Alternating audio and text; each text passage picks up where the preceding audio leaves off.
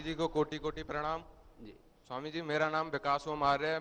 मैं गुरु ब्रजानंद की तपोस्थली, महर्षि दयानंद की दीक्षा स्थली और श्री कृष्ण जी की जन्म स्थली और वर्तमान में आचार्य स्वदेश जी की तपोस्थली मथुरा से आया हूँ। जी। मेरा प्रश्न शंकराचार्य साई विवाद को लेकर है।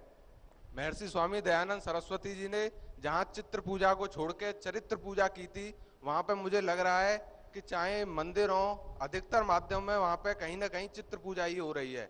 तो इसके लिए अब सत्ता परिवर्तन तो हो गया, उसके लिए स्वामी जी ने जिनको प्रधानमंत्री बनाना था वो बना दिया, और जितने लोगों के जो पॉलिटिकल प्रश्न थे उसमें कहीं ना कहीं स्वामी जी ने जिन लोगों को चुना है, एक योगी की दृष्टि इतनी ऊंची और इतनी बड़ी होती है कि उसमें कभी कोई गलती नहीं हो सकती। तो उसमें निसंदेह है कि स्वामी जी ने जिनको सत्ता पे बैठाया है तो वो अच्छा काम करेंगे। मेरा प्रश्न स्वामी जी ये है कि महर्षि स्वामी दयानंद सरस्वती जी ने जहाँ चरित्र पूजा की बात की थी, जहाँ वेदों की ओर लौटने की बात कही थी, तो क्यों न एक धर्म क्रांति होनी चाहिए और इस मुद्दे को बहुत बड़ा बना के, चाहे हिंदू हो, चाहे मुस्लिम हो, चाहे सिख हो, चाहे ईसाई हो, कोई भी लोग हो, जहाँ चित्र पूजा कर रहे हैं वहां चरित्र पूजा करें, अपने सिद्धांतों वेदों की ओर लौटें और ये सारा का सारा काम करें। देखो, मैं इसका बड़ा परिप्रेक्ष्य में उत्तर देना चाहूंगा। एक तरफ आदि शंकराचार्य जी ने निराकार की उपासना के लिए प्रेरित किया, दूसरी तरफ जो प्रतिमा पूजन चल रहा था उसमें कुछ मर्यादाएं निर्धारित की, भाई तुम्हें करना भी है तो इतने प्रतिमा पूजन कर लेना। अब महर्षि दयानंद ने जो वेदों की परंपरा और जो सनातन ऋषियों की परंपरा को जिसको लेके आगे बढ़ाया, सच में वहां प्रतिमा पूजन नहीं है, ये बात सही है।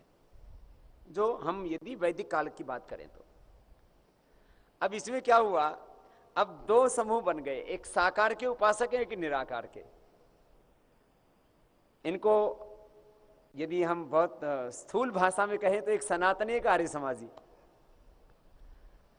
अब सनातनियों में क्या समस्या, उन्होंने प्रतिमा पूजन की कोई सीमा तय नहीं की कि प्रतिमाएं कितनी होंगी, और आर्य समाज ने एक भी प्रतिमा को उस रूप में, भाई न तस्य प्रतिमा अस्ति, कि भाई भगवान तो ये सारा विश्व ब्रह्मांड भगवान का मूर्त रूप है, तो उसकी प्रतिमा कैसे बनाए। तो ये अब बड़ा जटिल प्रश्न है ये। तो मुझे लगता है ये जो हिंदुस्तान के सारे जो धर्माचार्य हैं, इनको मिलके तय कर लेना चाहिए, भाई प्रतिमा भी होंगी तो कितनी होंगी, एक सीमा तो तय कर लो। बड़ा विचित्र है, उसी में विवाद हो रहे हैं। फिर वो, अब मैं इसमें बोला नहीं हूं क्योंकि मेरे बोलने पर तो और बहुत भयंकर बखेड़ा हो जाएगा, इसलिए मुझे मुंह नहीं रहने दो अभी। इसलिए क्योंकि लोग जो है अभी अध्यात्म के मूल अर्थ को समझ ही नहीं पा रहे हैं। भगवान को लोगों ने दलाल बना के रखा हुआ है कि भगवान मेरा ये काम करा देना, तेरे को इतना दे दूंगा। भगवानों को दलाल बना के रखा हुआ है, चाहे वो बालाजी जाते हैं वहां पर भी यही काम होता है, भगवान जी मेरा इतना प्रॉफिट करा देना, 10% 20% तेरे को भी ला के दे दूंगा। ये भक्ति है क्या? भक्ति का, उपासना का, ध्यान का, ईश्वर आस्तिकता का की परिभाषा ही लोगों ने अपने ढंग से बना ली है। तो मुझे लगता है ये सत्य है कि जैसे एक राजनीतिक क्रांति हुई है देश में और आगे बढ़ेगी, अब यहां ये इसकी पुनराहुति नहीं है, ऐसे ही देश में एक बहुत बड़ी आध्यात्मिक क्रांति की, एक ज्ञान क्रांति की भी आवश्यकता है, जहां वास्तविक रूप में हम अपनी संस्कृति को पहचान सकें। हिंदुस्तान टाइम्स में काम करता हूँ, गोड्डा से हूँ, झारखंड।